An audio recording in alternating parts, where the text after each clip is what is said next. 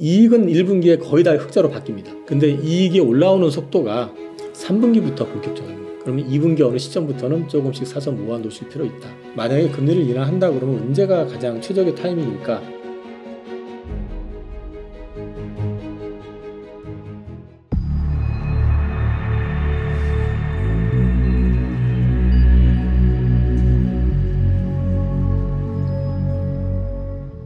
네, 저는 하이투자증권에서 근무하고 있는 이영훈이라고 하고요. 오랜 시간 업계에 있으면서 또 어려움을 만났습니다. 어려움을 만났으니까 슬기롭게 극복하도록 같이 머리를 맞대고 고민해봤으면 합니다. 네, 이사님 정말 갑자기 여러 이슈들 가운데서 코스피가 이제 2,600 거의 깨졌나요? 2,600 아까 몇 정도에서 2,600 깨진 않은 것 같아요. 깨진 않아요. 근데 거의 2,600 몇이던데요. 네네네. 이렇게 하락하는 이유가 무엇이라고 보세요? 우선 삼고 현상이 나타났죠. 네. 환율이 일단 고환율이 돼버렸고 오늘 장중에 1,400원을 찍고 외환시장 정부 당국에서 개입 들어오면서 지금 1,392원 뭐 그 3원 그 레인지에서 끝이 난 것 같은데 환이 급등을 했고요. 급등을 했던 원인은 사실 우리 내재적인 원인도 있긴 하죠. 왜냐하면 우리가 그 수출 의존도가 그동안에 중국 쪽이 많았었는데 중국 쪽 의존도가 많이 줄었잖아요. 네. 그러면서 이제 미국 의존도가 굉장히 높아졌고 미국 시장에 영향을 받을 수밖에 없는 상황인데 옛날 같으면은 중국이 좋을 땐 사실 미국이 안 좋아도 중국의 힘을 가지고 좀 외환 시장이 버티고 할 수 있었는데 지금 사실 중국에서 대중무역 흑자가 나네 마네 이러잖아요. 지금 오히려 적자가 나기도 하고 그런 상황이기 때문에 이제 그 기대감이 한풀 꺾인 측면이 하나 있고 또 하나는 미국 경제가 워낙에 좋죠. 지금 미국 경제가 워낙에 좋다 보니까 상대적으로 여타 그 국가들 유로존이라든지 뭐 다른 국가들이 못하고 있고 그런 상황에서 또 유로 쪽 같은 경우는 빠르면 6월 달에 금리 인하 얘기가 나온 상황이 되다 보니까 달러를 평가하는 데 있어 가지고 외환시장에서 유로화 비중이 한 55% 정도 차지를 하니까 유로 쪽이 약한 데다가 엔화도 별로 안 좋고 그러니 우리나라는 뭐 직격을 맞을 수밖에 없는 이제 그런 상황이기도 하고 미국이 경기가 너무 좋다 보니까 뭐 소비도 안 줄고 있고 물가 안 떨어지고 있고 뭐 이런 것들 때문에 또 이제 금리 인하 가능성이 많이 약해졌다. 이런 것들이 이제 미국 그 국채 10년물 금리를 또 치솟게 만들어 버리고 이런 것들이 다 반작용이 돼서 이제 환율에 문제가 좀 생기는 거고 다들 아시겠지만 지금 이제 이스라엘하고 이란하고 분쟁 같지 않은 뭐 애매한 지금 상황이 돼 있잖아요. 근데 지금 이란에서 일단 보복 공격을 했고 예고된 공격이었지만 어쨌든 했고 이스라엘에서 미국의 압력으로 안 하려다가 또 그 내부에서 강성파들 때문에 어떤 그 큰 틀을 훼손하지 않는 보복을 하겠다.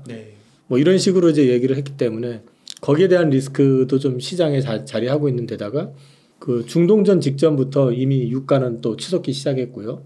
이런 것들이 복합적으로 좀 맞물리다 보니까 우리 시장이 갑자기 좀 꼬꾸라진 측면이 있고 또 한 가지는 주가가 스물스물 올라오긴 했었는데 3월 달에 삼성전자 주가가 급등하기 시작하면서 주가가 또 2,760까지 다이렉트로 올랐었잖아요.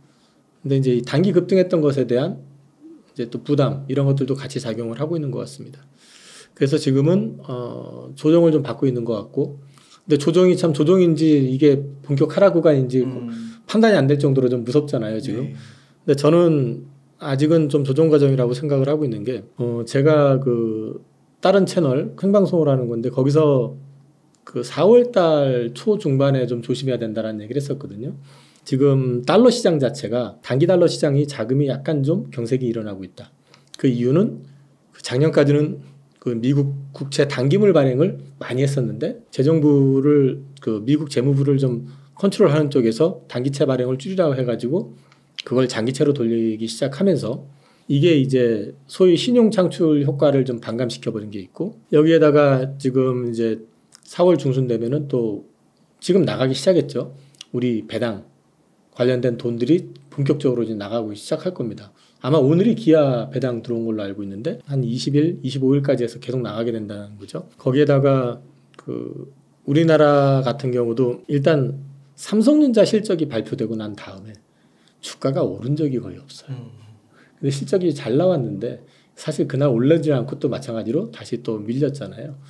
여러 가지가 좀 조정을 받을 수 있는 타이밍이었었다. 거기에 미국 지표들이 예상 밖으로 좀 세게 나와버리는 바람에 시장이 좀 흔들린 게 있고, 여기에 더해가지고 공교롭게도 이스라엘 이란이 이제 전쟁 아닌 전쟁을 주말에 시작을 했고, 그걸로 환율을 또 자극을 해버리고, 말씀드린 배당 이 금액이 이제 빠져나가는 것들까지 감안을 해서 보면 환율이 좀 불안한 거, 이런 것들이 이제 시장을 좀 누르고 있다. 그렇지만 저는 일단 말씀드린 것처럼 환율 같은 경우는 4월 25일 전후면은 일단 배당은 그만 스톱이 되거든요. 나가는 게.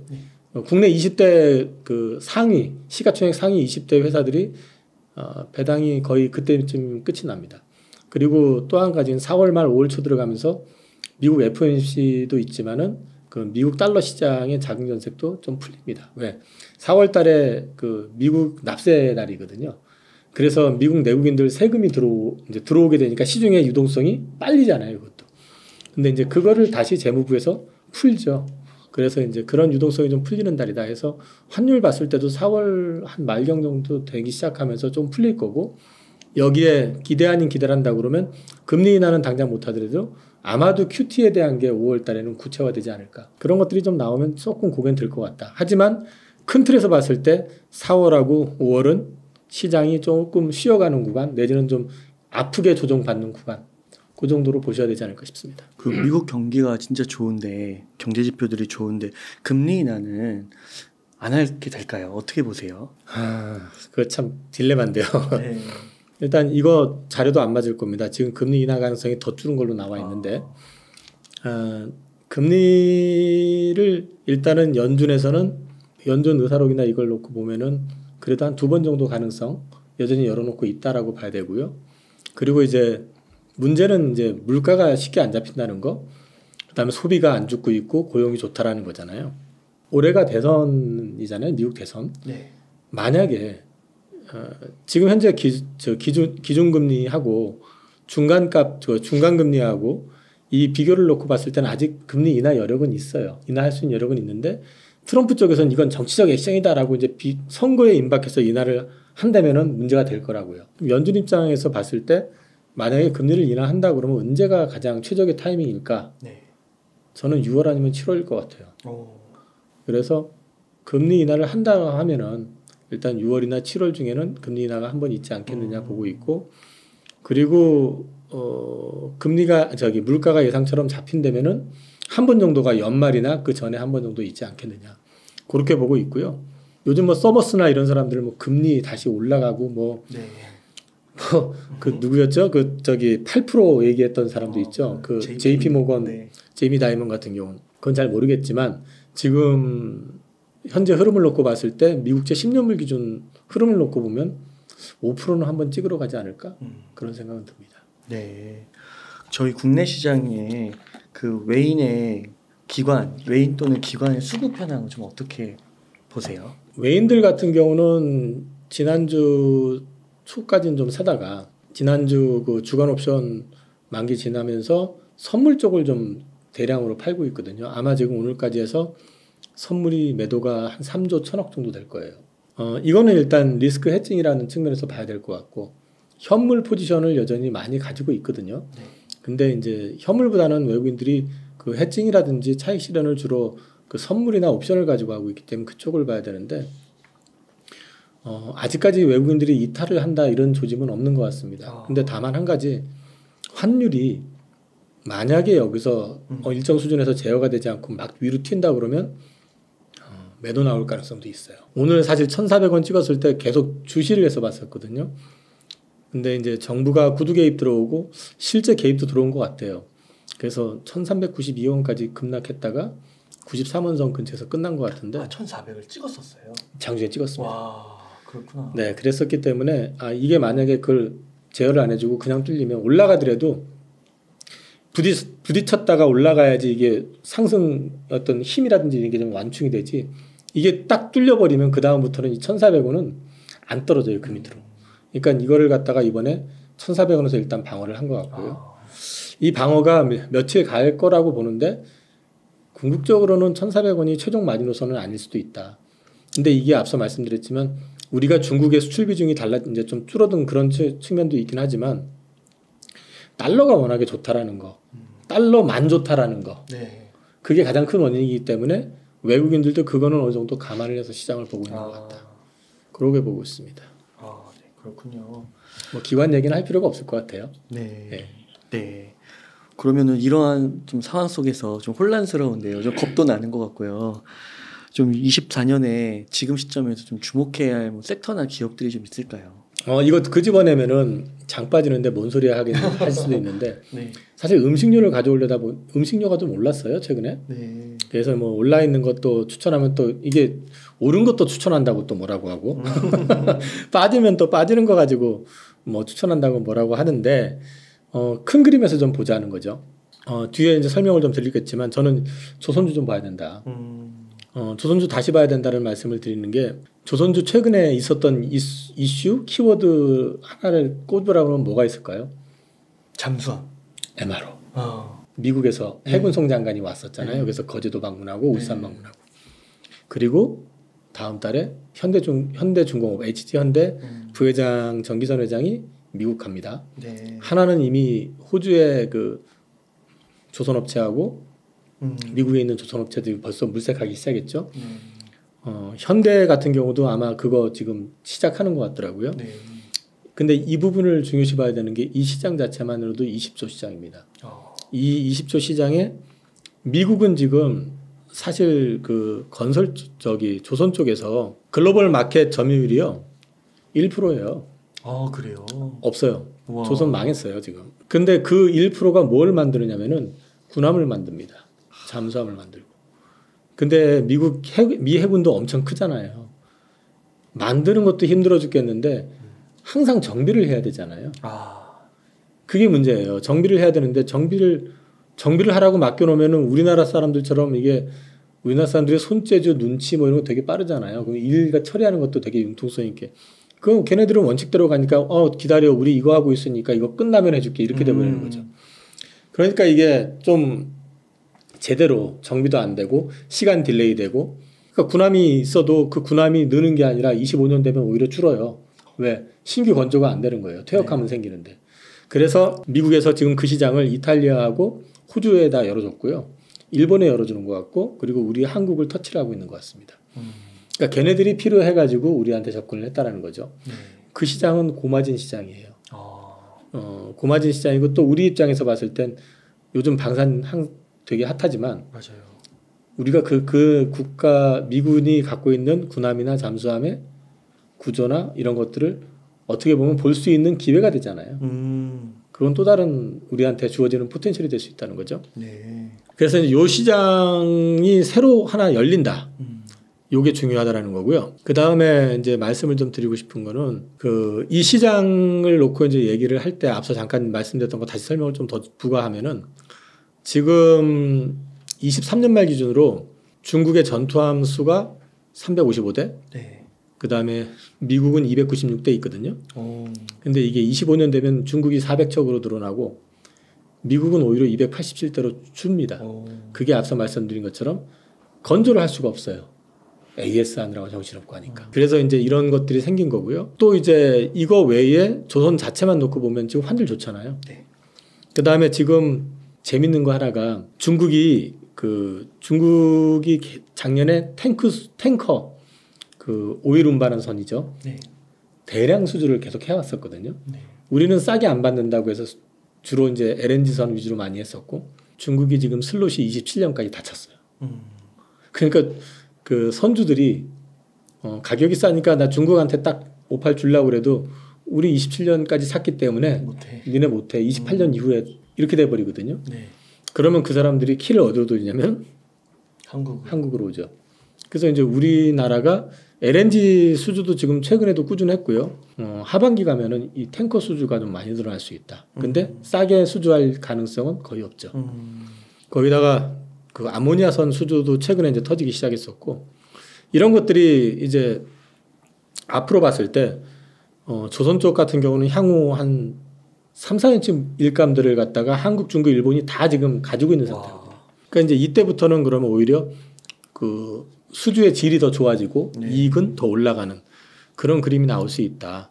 그래서 조선을 보셔야 된다. 그리고 보시면 1분기에 우리가 세계 1위 했대요. 조선에서 수주에서. 네. 이게 이제 오랜만에 세계 1위를 했다고 하는데 1위가 중요한 게 아니고요. 이게 다 고가 선박이라는 거죠.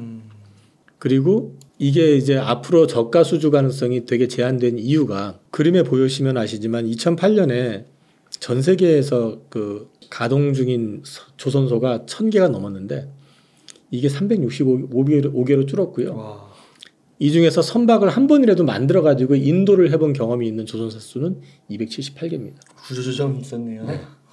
그러니까 최근에 지금 2차 전지 보시는 거하고 비슷해요. 아. 돈 된다고 보조금 준다고 하니까 그 당시에 엄청나게 조선소 많이 세웠다가 대부분 없어진 데가 중국이에요. 물론 우리도 많이 줄었어요. 근데 워낙에 숫자가 많았었기 때문에 이게 지금 차트로 보시면은 조선사 숫자 수주입니다. 급격히 빠지잖아요. 그죠?